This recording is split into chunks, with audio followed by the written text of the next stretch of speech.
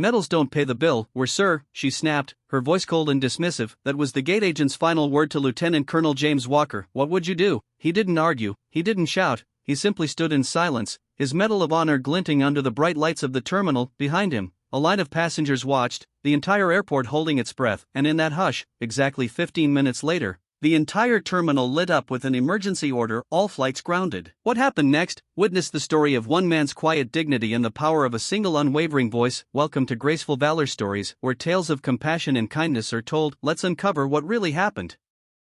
Denver International Airport pulsed with a restless energy that afternoon. Bright fluorescent lights buzzed above long lines of travelers. The faint echo of boarding announcements drifted over polished floors, each word measured and precise. It was the kind of day that blurred the line between movement and stillness. At Gate 47, retired Lieutenant Colonel James "Jim" Walker stood quietly, shoulders straight beneath the weight of his dress blues. He was 60 years old, hair gone mostly silver, but his bearing remained unbroken. The Medal of Honor ribbon at his throat caught the cold light, pale blue framed by white stars. Jim had flown countless miles in his life, but this journey was different. He had booked a first-class ticket weeks ago, one final mission, if only for a friend. Tomorrow morning, in the quiet lawns of Arlington National Cemetery, he would stand by the grave of Samuel "Sam" Mason, the man who had once caught bullets meant for him. Sam was the kind of soldier who never asked for recognition, the kind who saved lives and then faded into the ranks without ceremony. Jim had promised himself he would be there, standing tall one last time to honor that quiet courage. That was why he wore the uniform today,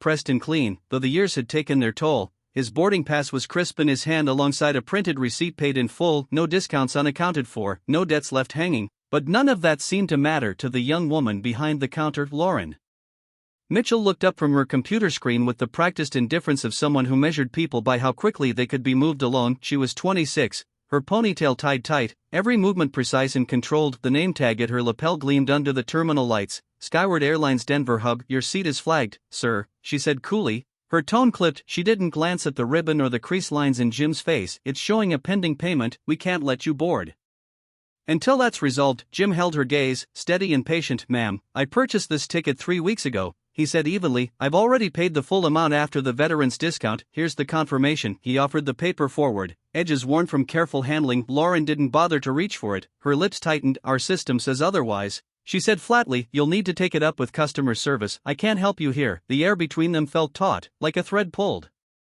too tight. Jim drew a breath, feeling the quiet weight of the moment. He had learned in combat and in life that anger was a luxury he couldn't afford. "Comb was his armor, ma'am," he said again, softer now. "This is for a funeral, for a man who saved my life. I have to be on that flight." Lauren's eyes flickered, but she didn't soften. "That's not my concern, sir," she said. "Final policy is policy." Jim pressed the receipt forward once more. His hands were steady, movements deliberate. "If you would just look at this," he said quietly, "you'll see the payment is complete. I'm not asking for an upgrade or a favor, just for what I've already paid." Lauren leaned back slightly, folding her arms across her chest. "I'm not here to argue," she said, her words sharp. "The system says it's unpaid, that's all that matters to me." A small line of passengers was gathering behind Jim now, their expressions mixed, some impatient, others curious. A young mother shifted her baby from hip to hip, glancing between the veteran and the gate agent with a faint frown. A businessman with tired eyes muttered under his breath. Jim felt the eyes, felt the silent weight of them all, but he didn't waver. "Ma'am," he said once more, his voice even and respectful, "please, this flight is the only one that gets me there on time. I'm not trying to make trouble." Lauren's lips twitched, the closest she came to a smile, but it wasn't kind. "I'm sure you think you're special,"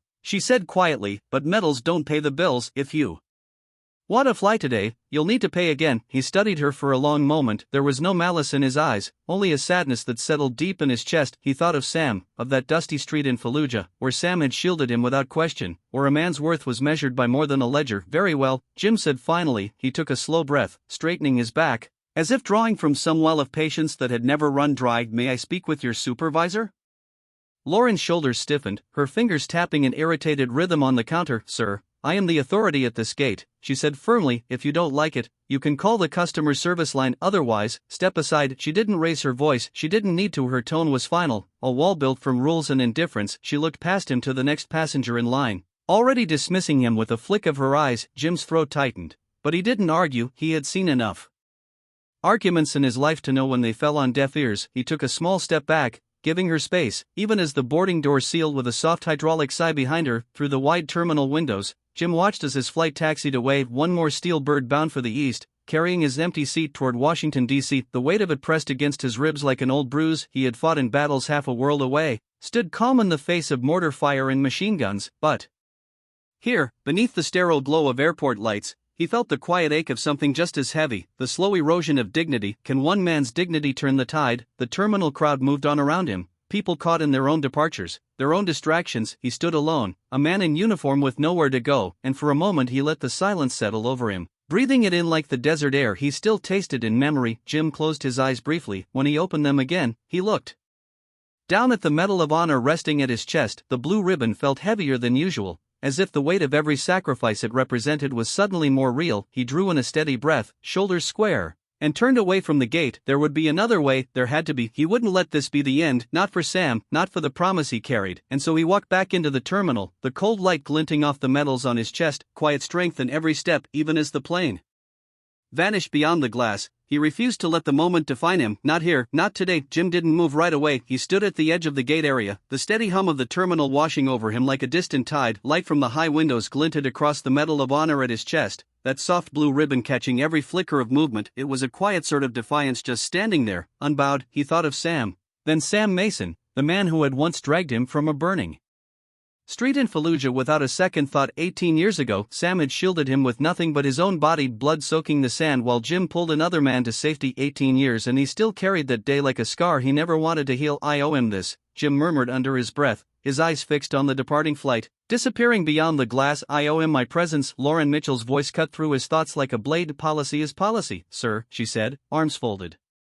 across her chest. She didn't flinch at the weight of his uniform, didn't soften at the quiet ache in his eyes. I can't risk my job for you. Her tone was sharp, cold as the Colorado air that seeped through the automatic doors. She didn't see the man in front of her, only another problem to be solved, another obstacle to be removed from her perfectly ordered world. Passengers near the gate shifted uncomfortably, stealing glances at the uniform, at the quiet dignity in the way Jim held himself. Some looked away quickly, shame flickering across their faces. Others watched with something like silent apology in their eyes, but Lauren didn't see any of it. She looked past Jim, past the medals, to the next in line. Her voice was steady, bored almost. I'm sorry, she said, though she didn't sound sorry at all. You're holding up the boarding process. Jim didn't raise his voice. He had learned long ago that shouting didn't change hearts. He kept his tone measured the same way he had in combat briefings.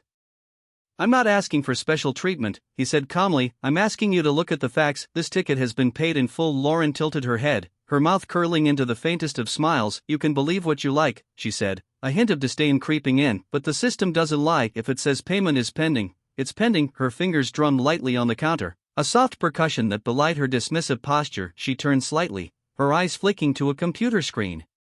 Only she could see. If you want to argue about it, call the customer service line, she said, but right now, you're not going anywhere. The finality of it stung more than Jim expected. It wasn't the words, it was the complete indifference in her tone, like he was nothing more than an inconvenience to be filed away, another line in a long list of daily annoyances. He drew in a deep breath. Holding it for a moment, he could feel the weight of the Medal of Honor against his chest, a quiet reminder of why he was here, of what he had promised Sam and what he had sworn to never forget. I understand, Jim said softly. He let the breath out slowly, steadying his hands at his sides. But I won't leave this alone. Lauren didn't bother to answer. She turned her attention to the next passenger, her shoulders straight, her voice suddenly bright and professional. Good afternoon, ma'am, she said, her words as smooth as glass. May I see your boarding pass? The line of passengers shifted, the world moving around Jim like a river he couldn't step into. He felt the hush of disappointment in the air, but he didn't let it in, not yet. He stepped back, finding a quiet corner of the terminal where the glare of overhead lights faded into soft shadow. He pulled his phone from his pocket, fingers tracing the worn edges of the case. He scrolled to the name he had never wanted to call, not like this, General Patricia Trish Daniels, the woman who had once been his commanding officer, who had pinned medals on men like Sam and wept over the folded flags of those who didn't make it home. She had always answered when he called. No matter how many years had passed, his thumb hesitated over the call button, just for a moment, then he pressed it. The phone rang twice before her voice answered. Calm and direct. Colonel Walker, she said, what's the situation? Jim swallowed, the words catching in his throat for a breath. Ma'am, he said quietly, I'm stranded at Denver International, an airline error. They're saying my ticket wasn't paid in full because of the veteran discount. But I have the receipts, they won't even look. He paused, glancing over at the counter where Lauren was still smiling politely at the next customer, her eyes bright with self-importance. I don't want to pull rank, he said, but I can't miss this flight. I can't miss Sam's funeral. For a long moment, there was only the soft static of the line, then Trish spoke, her voice a quiet promise. You did everything you could, Jim, she said. Now let me handle it. Stay right where you are. You're not alone in this. He closed his eyes, feeling the sudden release of a breath he hadn't known he'd been holding. Thank you, ma'am, he said simply. He ended the call and let his phone drop to his side. Around him, the terminal moved in its endless rhythm, voices echoing, suitcases rolling, children tugging at their parents' hands, but in the quiet space he carved for himself, Jim found a stillness, a purpose that steadied him like the weight of a rifle in his hands. Lauren never looked his way again. She was too busy with the next passenger, her voice sweet and warm, as if nothing had happened at all. But Jim saw the flicker of unease in her posture when she caught sight of the Medal of Honor. He saw the way she straightened her shoulders as if she could keep the world under her control with nothing more than her posture. He didn't begrudge her that, not really. He understood that some people needed to feel powerful, even if it came at the expense of someone else's dignity. But he also knew that respect was never given, it was earned, and it was never too late to remind the world of that. He walked a slow circuit of the terminal, breathing deep, his boots striking a soft rhythm against the polished floor. He nodded politely at the few strangers who offered him a small, uncertain smile. Their eyes said what they couldn't find words for. We see you, we're sorry. Jim didn't need their apologies. He carried his own pride, his own memories, and the quiet oath he'd made to Sam's family. I will be there. He leaned against a pillar for a moment, letting the low murmur of the crowd wash over him. The weight of his uniform, the weight of his promise, it all felt heavy, but it was a burden he would never set down. In the distance, he could still see the boarding door of Gate 47. Lauren's face was turned away, but he could almost feel her indifference. It didn't matter anymore, not to him. He had made the call. Now it was time to trust that he wasn't standing alone. Jim closed his eyes for a moment, listening to the steady thrum of engines outside, the muted hush of people waiting. He could almost hear Sam's voice in the back of his mind, calm, quiet, never raised in anger. Keep going, brother, just keep going. And so he did. He straightened his back, adjusted the ribbon at his collar, and turned away from the gate. Whatever came next, he would meet it head on, because that was what Sam would have done. And that was what he owed him. Can one call change everything? The terminal seemed to hold its breath as the overhead screens flickered and shifted. A single line of text appeared on every monitor. Stark and unyielding, all flights suspended by federal order remain in terminal. The words glowed white against a black background, as if the air itself had gone still. A ripple of confusion swept through the passengers. Conversations that had been hushed now rose in nervous whispers. 1,000 small voices carried on the stale air. Parents gathered children close. Businessmen checked their watches, frowning. The steady rhythm of a normal afternoon cracked open under the weight of those silent, urgent letters. Lauren Mitchell's face paled as she read the words. For a moment,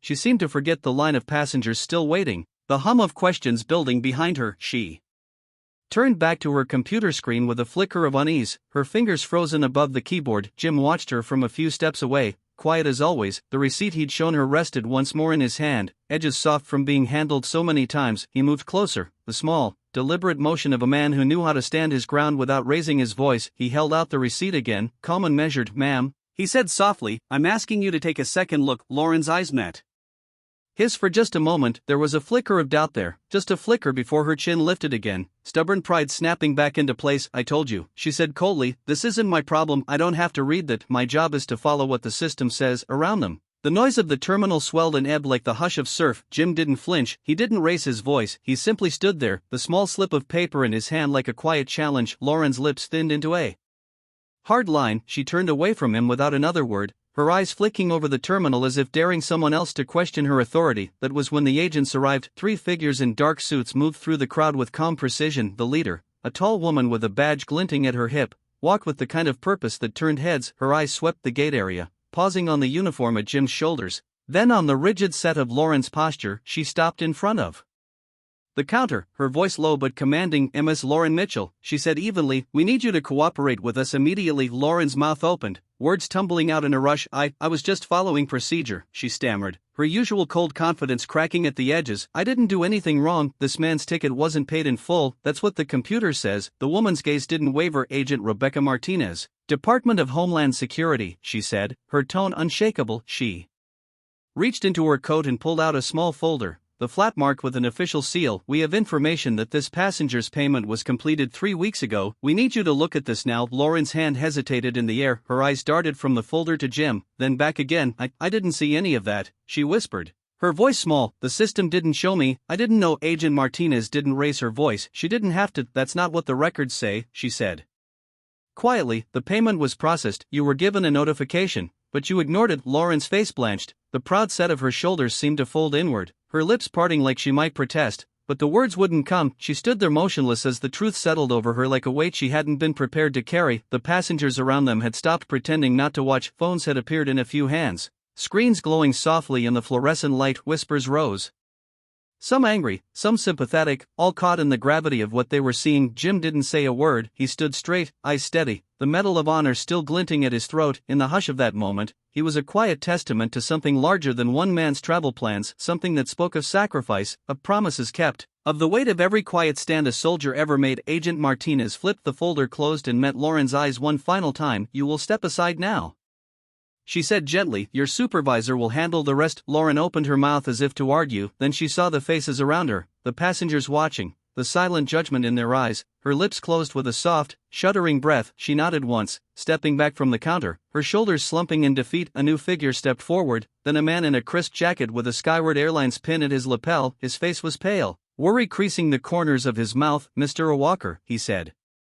his voice careful, contrite. "I'm the regional manager for Skyward Airlines. I want to extend my sincerest apologies for this unacceptable oversight." Jim inclined his head slowly, saying nothing. He didn't need to. The manager swallowed hard. "Your seat is being reinstated immediately," he said. "We will also be extending complimentary first-class travel for any future flights as an expression of our regret." For a moment, silence pulled around them like water. Then Jim spoke, his voice calm and even. "I don't want free flights," he said quietly. "I want to know that no other veteran will have to stand here like this, that no one in uniform will be made to feel like their word doesn't matter." The manager's throat bobbed as he nodded. "Of course, sir," he said softly, "we will make sure of it." Lauren watched this final exchange, her face a study in something between shame and disbelief. The line of passengers behind Jim had gone quiet, their eyes bright with something like respect. In the hush, no one moved to fill the space he occupied. No one dared to break the moment. Jim took a step back, his eyes sweeping the small crowd that had gathered. There was no triumph in his expression, no satisfaction in the way his jaw set,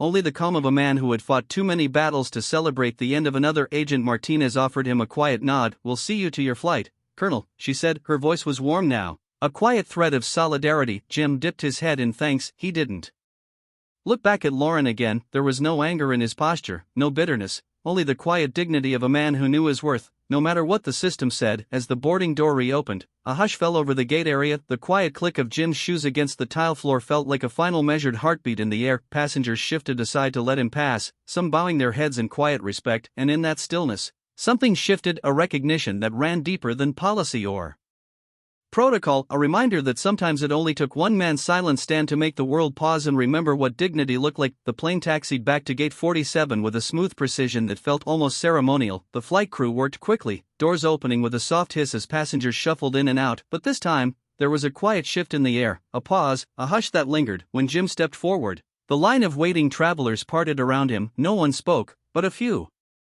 nodded, their eyes catching the glint of the Medal of Honor at his chest. The hush turned into something like reverence, an unspoken applause carried in the way people stood a little taller. He walked with measured steps, head held high, every crease in his uniform sharp and clean. The weight of the medals across his chest felt less like a burden now, more like a testament to a promise kept. As he stepped over the threshold into the plane, a scattering of soft claps rose behind him, gentle, almost shy, but full of something that went beyond simple respect. Jim paused at the doorway, glancing back for a moment. He met the eyes of those who watched, offering a quiet nod of thanks, and then he turned and walked down the narrow aisle, each step steady, each breath measured. The flight attendant at the front door gave him a small, respectful smile. "Welcome aboard, Colonel," she said softly, and in her voice there was no pretense, only the simple dignity of recognition. He found his seat by the window, first class, just as he'd paid for weeks ago. As he settled in, he rested his hand on the cool metal of the seatbelt buckle, feeling the subtle vibration of the engines beneath his palm. Outside, the sun was slipping low across the Denver skyline, casting long shadows across the tarmac. For the first time that day, Jim allowed himself to close his eyes. He let the hum of the engines wash over him, the soft murmur of passengers settling in. In that moment, he was no longer in an airport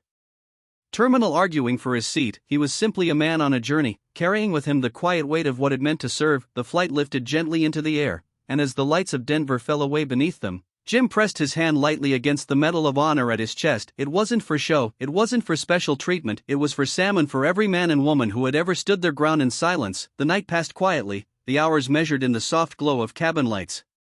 And the muted rumble of engines, when the plane finally touched down in Washington, it overseed dawn was just beginning to break, a pale light that washed the world in muted gold. By the time Jim stepped off the jet bridge, the air was cool and still. He walked through the terminal with the same quiet purpose he had carried all his life. No one stopped him this time, no one questioned his right to be there. The next morning, the grounds of Arlington National Cemetery were hushed and solemn. Rows of white headstones stood in perfect lines, each one a quiet testament to a life given for something larger. The grass was still damp with dew, the air sharp with the scent of pine and earth. Jim stood in full uniform, the Medal of Honor gleaming at his collar. In his hands, he cradled the folded flag that had draped Sam's casket, a weight both physical and deeply personal. Around him, the small group of family and friends gathered in tight, silent knots, their grief too deep for words. Sam's widow, Mary, approached him slowly, her eyes bright with tears. She placed a gentle hand on his arm, her fingers trembling. "Sam always believed in you, Jim," she whispered. "He said you'd never turn your back on those who served." Jim bowed his head slightly, his voice low and steady. "I couldn't let him down," he said, "not when it mattered most." Mary nodded, her eyes glistening. "Thank you for being here," she said, "for not letting him be forgotten." He met her gaze, holding it for a long, silent moment.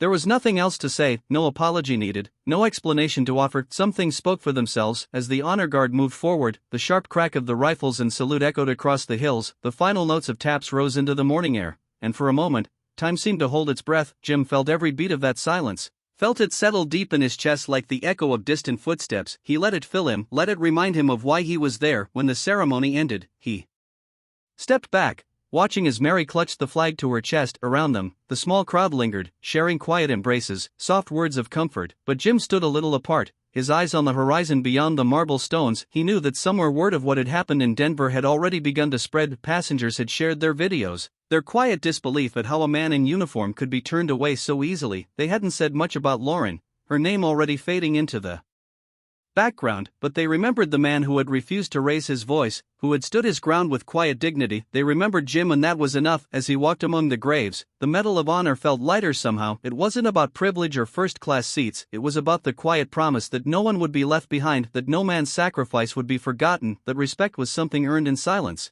not demanded in noise. He paused before Sam's grave, the name etched into the white stone, crisp and permanent. He reached up, resting his fingers lightly on the cool metal of the medal at his throat. A soft breath left him, a whisper of everything he carried inside. "Honor doesn't come from a seat on a plane," he said, his voice low, the words meant for Sam and for himself. "It comes from the silence we stand in, and from the respect we refuse to surrender." He let his hand fall back to his side, standing there as the wind moved gently through the rows of headstones.